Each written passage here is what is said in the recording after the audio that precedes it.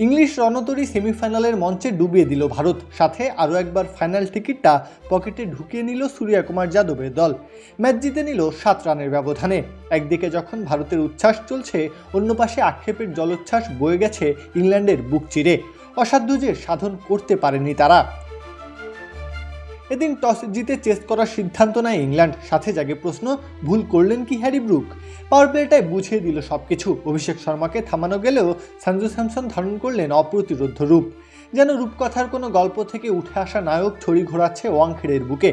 অবিশ্বাস্য, অকল্পনীয়, অভাবনীয় সব শটে ভারতের পায়ের তলার মাটি শক্ত করেছে সঞ্জু। শেষমেশ সঞ্জুর ইনিংস থেমেছে 89 রানে।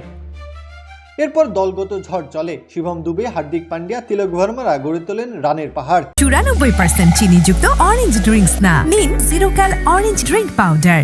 ভারতের স্কোরবোর্ডে আসে 253 রান। যেন জয়ের সমস্ত বন্দোবস্ত ব্যাট হাতেই করে ফেলেছে স্বাগতিকরা। সেমির চাপ, জয়ের স্বপ্নের মাঝে দাঁড়িয়ে বিশাল এক রানের বাধা। এ বাধা টপকাতে হলে অসাধ্যকে সাধন করতে হবে। তবে শুরুতেই হোঁচট খেয়ে বসে ইংল্যান্ড। মহাগুরুত্বপূর্ণ মঞ্চে ব্যর্থ হয়ে ফিরলেন ফিল সল্ট। হ্যারি ব্রুকও পারলেন না দলকে পথ দেখাতে। অগত্যা সব দায়িত্ব কাঁধে পড়ল জস বাটলারের। তবে ব্যর্থ হলেন তিনিও। সব সম্ভাবনার জলাঞ্জলি দিয়ে 25 রানেই ফিরে গেলেন সাজঘরে। বাকি গল্পটা এক জেদি তরুণের। জাত ইংলিশ রক্ত শরীরে বয়ে চলছে তার। হাল ধরলেন জ্যাকব বেথেল। ভারতের বোলিং লাইন আপকে চূর্ণ বিচূর্ণ করতে লাগলেন।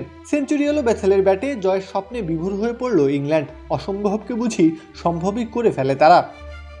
3 ওভারে 39 রানের সমীকরণ দাঁড়ালো। ম্যাচে তখনও প্রবলভাবে আছে ইংল্যান্ড। তবে সেখান থেকে খেই হারিয়ে ফেলে তারা। শেষ ওভারে হিসাবটা দাঁড়ায় 30 রানের, যা আর টপকাতে পারেনি ইংল্যান্ড। থেমে যায় 246 রানে। ভারত ম্যাচ জিতে নেয় 7 রানের ব্যবধানে। প্রত্যহ কাব্য, খেলা 71।